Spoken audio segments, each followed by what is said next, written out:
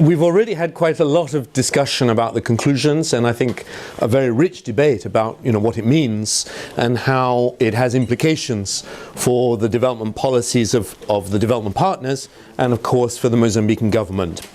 So we did include recommendations in the report, and I'd like just to take you through those before Cristina Matuse responds and we have an opportunity to discuss those. So I won't summarize the conclusions because I think we captured most of them quite well. But the key point is that we're left with a situation where we've had some significant results on non-income poverty, but much more limited results in the area of income poverty. Indeed, there's been no significant change over the period. We've also had reasonable results in terms of the induced outputs. And although we have some problems with aspects of dialogue, for the most part, the inputs are working well. So we've got a mechanism which is efficient, reasonably effective in generating a set of induced outputs, but it's not getting the level of impact that we would want. And I think that balance of conclusions is important because it means that we don't have a big problem with this instrument. It's not that budget support is inefficient or unpredictable or inappropriate as a method of policy dialogue.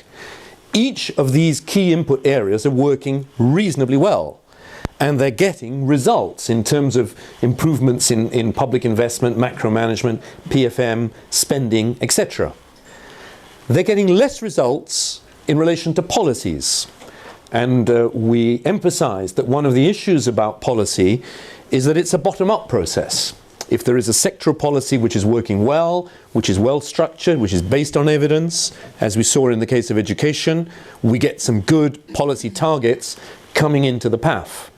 If we've got a sector like agriculture, where there's almost too many policies and not enough coherence, not enough focus on what's really important, the top-down process of general budget support does not serve to improve that sector policy. So we need to think about how to improve those sector policies that have the biggest impact on poverty, and how overall to make sure that the mechanism can have the greatest results in the future. But the key point is that as a mechanism, it's fundamentally working. Despite the skepticism, despite some of the governance issues that arose over the last 7 years in Mozambique, the mechanism has got some results in certain important areas. So the question is how to make it get broader and more substantial results. And I'm not sure if these pictures confuse things more. I hope they clarify. But we've tried to give you a sort of a pictorial view of what our recommendations were. In relation to the way budget support functions, so the inputs, the direct outputs and the induced outputs, the key point on public finance management is essentially to keep doing what is already happening. There is a good dialogue, there's a good process of technical assistance and capacity building, the reform process is working reasonably well. There is a need to think more about the sequencing of reforms, in particular as they become more complicated, and in particular to think through how the design of information technology systems needs to link to legislation and to institution and capability building. In a sense, Mozambique is at a stage where computerization is ahead of the legal change and capacity change that's also needed. And the other problem we pointed out was in relation to the scope of reforms, which going forward will need to look at the public sector as a whole, including public-private partnerships, parastatals, etc., and not just at central government. But the broad message is really to keep at it and deepen what's going on. With regard to governance, there is a need to deepen reforms, moving from transparency to accountability. So we spoke about the fact that audit reports are now being generated, 450 of them last year, but they're not always being used, they're not always being actioned. And the process by which the Tribunal Administrativo can follow up together with Parliament and make sure that agencies implement their recommendations needs to be strengthened. Similarly, we need to move to a situation where information put in the hands of Parliament or in the hands of civil society begins to be used for the purposes of exerting accountability. So there's a need for a step forward, but again, it's broadly about deepening reforms which are already happening. With regard to macroeconomic management, there's a need to look ahead at the potentially difficult move from an economy which relies on overseas aid and normal tax and customs receipts to an economy which will be able to derive the majority of its revenues from minerals and the natural resource sector. So preparing for that is fundamentally important. The government is already doing this. There's been a deep set of discussions, in particular with the IMF. Legislation is being put in place and is under discussion. So that's moving forward, but it's something that needs to be emphasized. Linked to that is the issue of choices of investment. There are many more options now for investment, many more plans for infrastructure, energy development, railways, liquid natural gas facilities, and exactly how those are planned and managed is an issue that Mozambique needs to gear itself up for. Managing an investment program of $300 million and somewhere close to $1 billion a year are two very different things. And in the future, the challenge of managing public investment will be much greater. In terms of the systems of budget support themselves, the structures, we believe that there is good grounds for actually increasing the level of resources provided through budget support and perhaps reducing the size of some of the common basket funds. In some sectors, health is a notable one, agriculture is another. The common basket funds are not just financing innovative things that government can't do yet, they are funding basic things. At the end of 2013, more than 5,000 staff, 5,000 health staff were financed through the Common Basket Fund. So off budget, outside of the normal systems of public administration. The Minister of Finance has noticed this, and there are plans in place to bring those staff on budget. But it takes time. And there is a problem when the fund has grown so big that it's beginning to finance core functions of government that ought to be managed through the budget process. We think there is a need for some rebalancing. And we think that with the right changes, there's every reason why more budget support would be justified. Within the dialogue framework, we have a situation in which the process has become more complicated than it needs to be. There are too many sector groups, too many thematic groups. It's not always clear what each one does and what is the handover process from one to another. So there is a need to simplify that. There is also a need, as I stressed, to find ways of improving sector dialogue processes. If we're not getting good policy targets from agriculture, if we're not getting a clear policy to address malnutrition, what can be done about it? How can the budget support process promote a system of research, evaluation, analysis of evidence to improve policy at the sector level? It's another challenge which needs to be embraced. And the third challenge relates to the underlying principles. I spoke this morning about the difficulty of assessing when underlying principles had been violated or when there is a risk of this happening. And our judgment as a team was that the 3 instances where this happened, only one of them was really justified. And that more clarity over what underlying principles really are and when they may be judged to be breached is clearly something that's needed and something that the Mozambican government has been demanding, we would say rightly. So these are the challenges there. The other key thing to recognize, and this is something to take account of in considering the political economy. Jürgen asked the question this morning, given that there will be a mining boom, given that there are concerns about corruption, can we recommend more budget support? Is this something that can be recommended? Well, we're actually in a unique situation in Mozambique. This is the growth of domestic revenue, and this is the path of growth that we foresee over the next 5 years. When I say we took the numbers from the IMF. But this is anyway, a reasonable assessment between the Central Bank of Mozambique and the IMF of the future fiscal earnings. We haven't put a scale here, but that's 25% of GDP. So there's not very many countries in sub-Saharan Africa even reaching 20% of GDP in revenue collection. So to be at 25% in 2018 and to be at 25% of a GDP that's growing somewhere between 7 and 10% per year, that's much more money than Mozambique ever had before. And it means that one could very easily put more budget support into the process, comfortably knowing that there's a very high probability that future revenues will cover that. So we've got the potential to expand fiscal space right now, knowing that there are reasonable estimates of revenue collections that will allow whatever is financed through budget support to be taken over by domestic revenue in the future. And I should say, I mean, the projections from 2018 onwards are much more guesstimates, and they rely a lot on when the liquid natural gas facility in Rovuma is built. But in principle, you know, we would have a line which would go steeply upwards. So we've got a situation of fiscal space, which we don't have in most developing countries. Now that means we can begin to think much more ambitiously about what government and its development partners can do together to address these problems of poverty reduction, which have not been properly addressed in the past 7 years. And we believe that there is a scope for work in 3 areas in the short term, and another one which might considerably be put on the agenda within the next 5 years. In relation to education, we need to maintain the current focus and deepen it.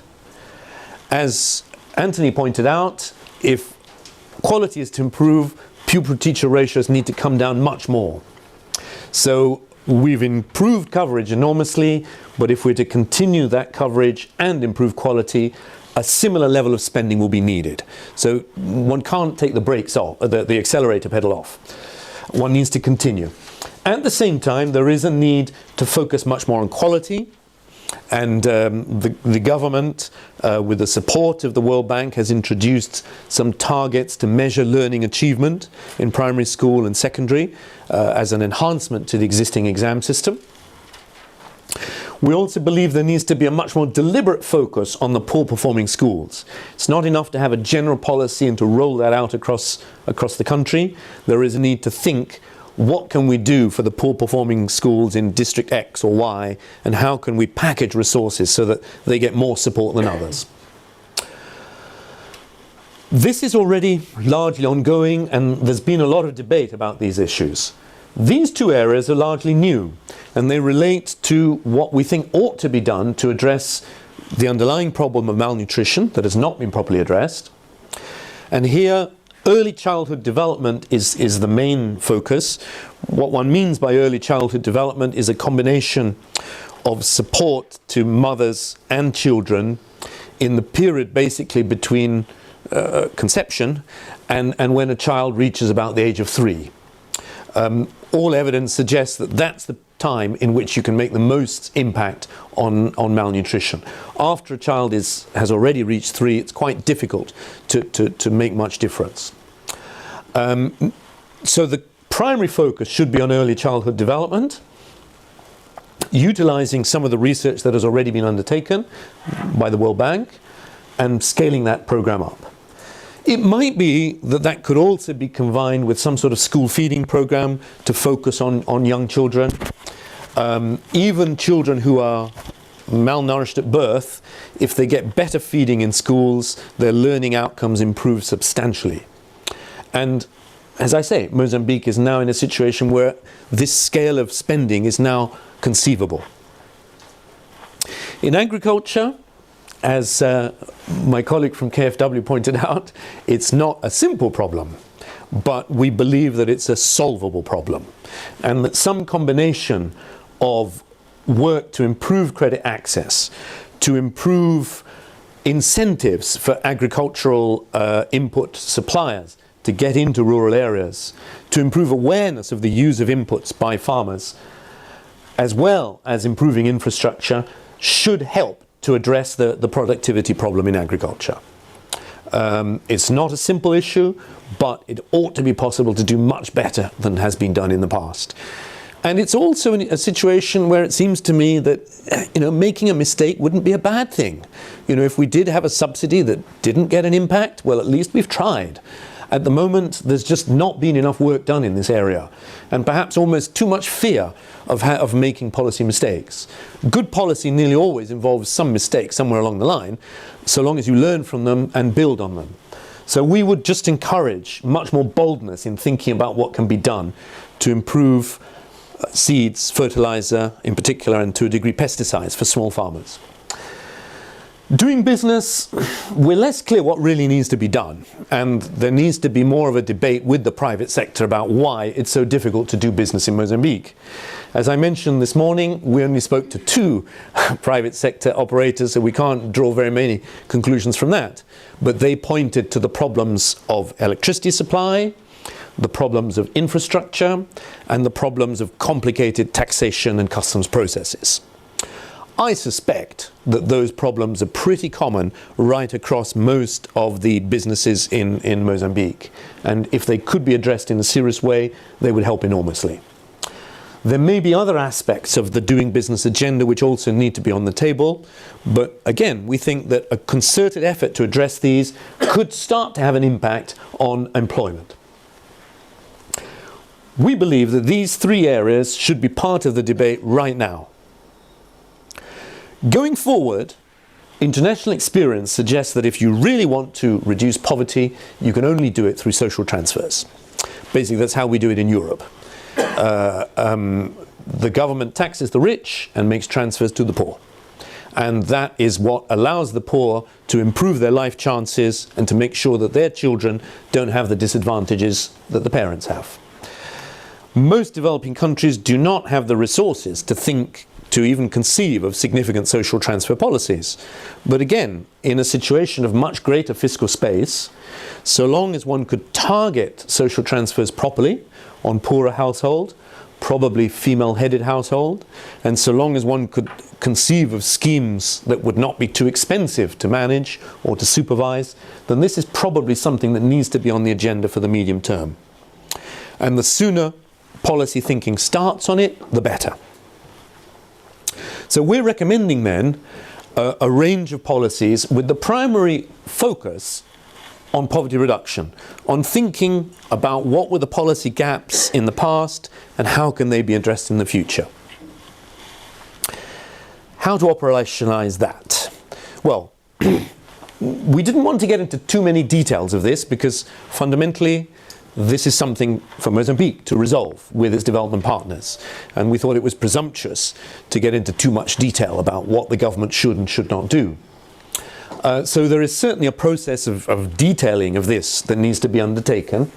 And we believe it would be a good idea to establish a joint working group, or perhaps a series of joint working groups between the government and its development partners to address each of these issues. In some areas, there might be room for external facilitators to support this process. And we think it's important to set a timeline. The problem with these recommendations is that before we know it, Christmas is here and then it's the new year and, Andrew's recommendations from last year are somehow on a shelf. So the idea really is to try to set a timeline to make sure that there is progress in place. The logical target would be to try to get something serious in place for the 2016 budget. It's already a little bit too late for the 2015 budget, except with small things, but one could think of some substantial spending programs, substantial policy changes to be ready for 2016. That also has the virtue of being after the elections which are due at the end of this year, which would be slightly easier to deal with. And just to summarize, we're really thinking about 4 areas. In terms of budget support itself, we don't see too much wrong with it. But there has been a disinvestment from the development partners and to a degree by the government. And we're now in the stage where it's a little bit of business as usual. Those young driving economists that used to do lots of detailed work and debate enthusiastically with government, they don't seem to be there anymore. And we've got a much more sort of passive process of dialogue. It needs to be revitalized with ideas, with commitment. And commitment means money. It means that the development agencies need to put money into the policy dialogue and research process. It means that the government needs to find its best people so that they engage with the donors in the right places. And it's fundamental that that takes place.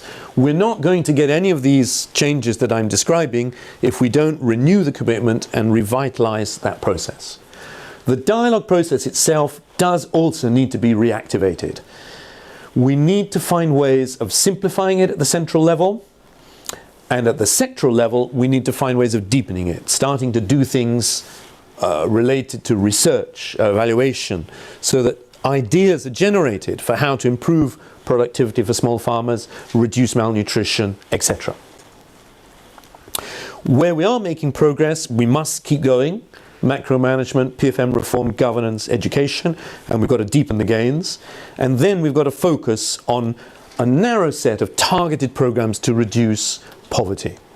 And our suggestion would be to focus those on malnutrition, number 1, agricultural productivity, number 2, and employment growth, number 3. Thank you very much.